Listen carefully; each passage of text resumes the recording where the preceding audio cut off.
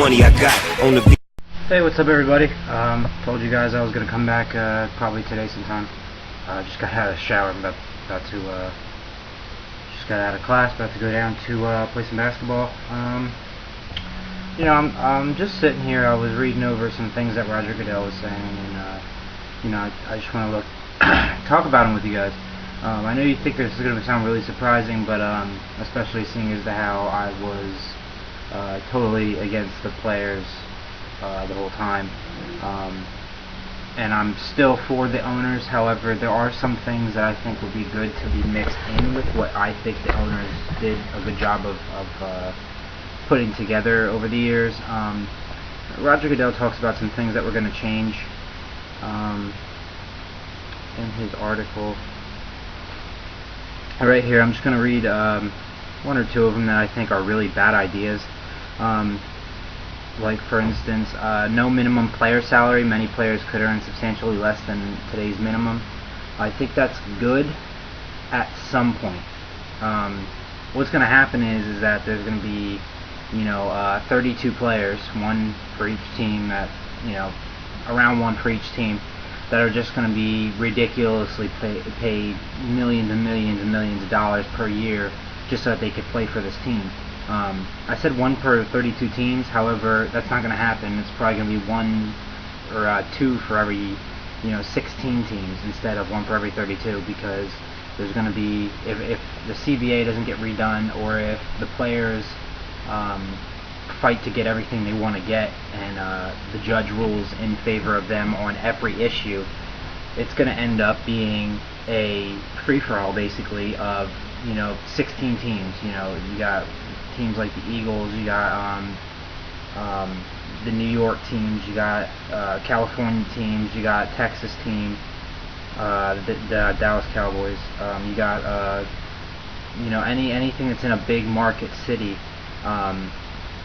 Philadelphia, New York, Pittsburgh, like all those like big cities that make have a lot of revenue. All their teams are going to be ridiculously stacked, while teams like one of the many Miami Florida teams, Miami will probably be okay, but Tampa Bay, that's not a big, what they call a big economy for a city, and they're not going to have the talent that say the Dallas Cowboys or the New York Giants will have. It'll end up being where they'll have the Michael Vicks, the Marvin Harrisons in his prime, the Reggie Waynes, all in one team. And I mean, I guess you can say that with Indianapolis, but they're all offense. They're not defense. A defensive team as much. So you got 16 teams splitting 50 fantastic players. So there's going to be 2-3 star players on both sides of the ball for those 16 teams, and it's really going to screw up what everything is. Basically, what's going to happen is that there's going to be certain teams that are kind of like stepping stones for players. Rookies that want to come in and show that how good they are, and then move on the next year to a different team. A team that's in a contention to win the Super Bowl, and it's basically going to end up being, until a new CBA is going to be done, which who knows, it could go on for years. It's going to be the same teams every year playing the playoffs, playing the Super Bowl every year. And I'd much rather see the Eagles have a 50% chance and the Eagles have a 75% chance just because they have more money than other teams. As much as I love the Eagles and want them to win the Super Bowl, and I think that would be a great way for it to happen, I'd rather have it happen where everybody's on a clean playing field that's able to be stable and have other players that are just as good as our players. I'd rather have a team that has Charles Woodson lining up against Deshaun Jackson than a team that has Sheldon Brown, who is nowhere near as quick as Deshaun Jackson, getting beat right off the ball and being caught slumping on every single play. Another thing that they talk about in the CBA is This one. No standard guarantee to compensate players who suffer season or career-ending injuries. Now, I agree with it at some level, because if a star player gets injured, he gets like millions of dollars just because, you know, it was a season-ending injury. But then a player like for instance Stuart Bradley from the Eagles, he got injured, and because he's not really considered a star player, he got a lot less money than, say, Calvin Johnson would get if he tore his ACL. And I don't think that's a really good thing to have in a CBA. I mean, it's called the collective bargaining agreement, not the star players get specialty agreement. But I agree with, there's some things, no league-wide agreements on benefits. I think that would be a good thing. Goodell said that the generous benefit program now available to players throughout the league would become a matter of individual club choices and individual player negotiations. I think that's actually a better idea. Me wanting to become a sports agent, I see the validity in what they're talking about with this. But then they go right on to no limits on free agency. Players and agents would team up to direct top players to a handful of elite teams, what I was talking about before. Other teams, perpetually out of the running for the playoffs, would serve essentially as farm teams. Basically, it'll be 16 teams being the MLB, while the other 16 teams are the minor league baseball farm teams. And I mean, we already have that with like arena football and Canadian football and like all these different leagues that are not really considered pro football, but are still, you know, a job that could get you into pro football. Look at Cameron Wake, for instance, from Miami. He was the leading sacker in the Canadian Football League. Next year, he was in the top 3 in the NFL in sacks. So, you know, it's just weird that they're going to try to do some of this stuff. I mean, I do agree. I do like this one. No league-wide ruling limiting the length of training camp or required off-season workout obligations. Each club will have their own policy. I think that the clubs do need to have a little bit more, how do I put this? A little bit more ruling on the way they run their clubs.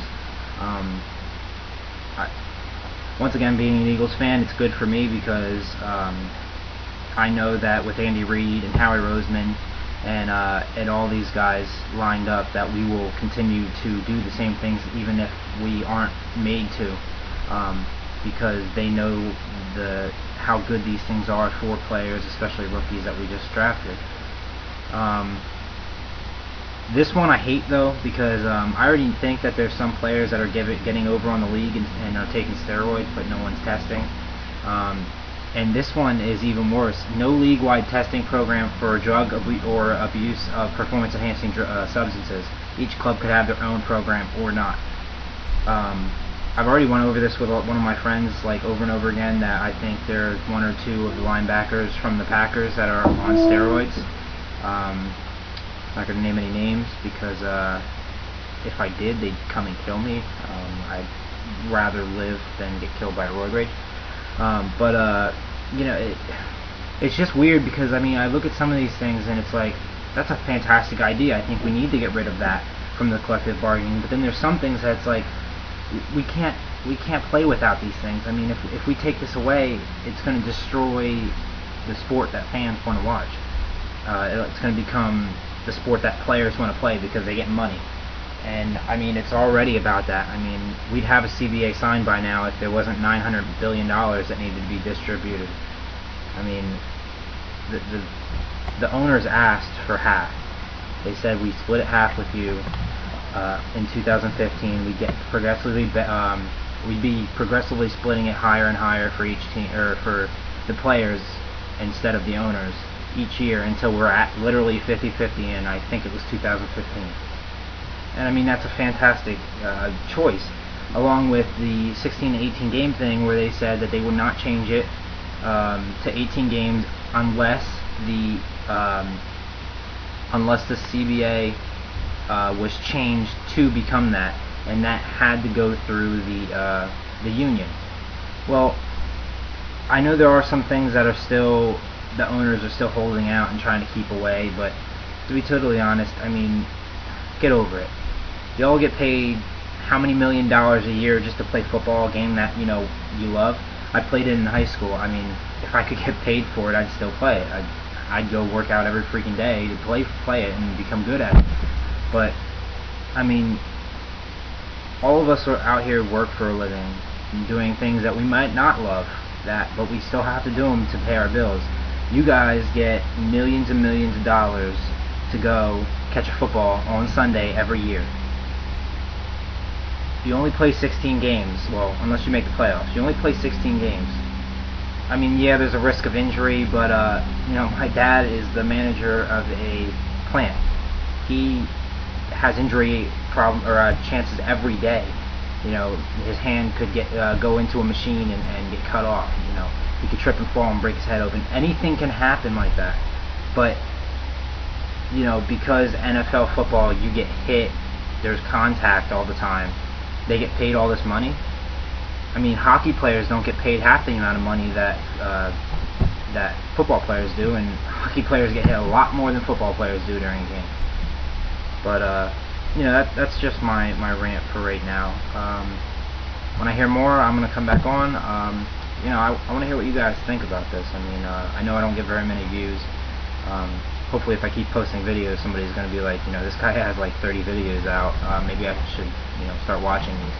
So, you know, hopefully. But you know, just tell me what you think. Anybody that watches this, just tell me what you guys think about the CBA and about the players' greed and the owners' greed and everything like that. Let me know what you guys think. I can talk about it some more, alright? I will see you guys later on. Peace.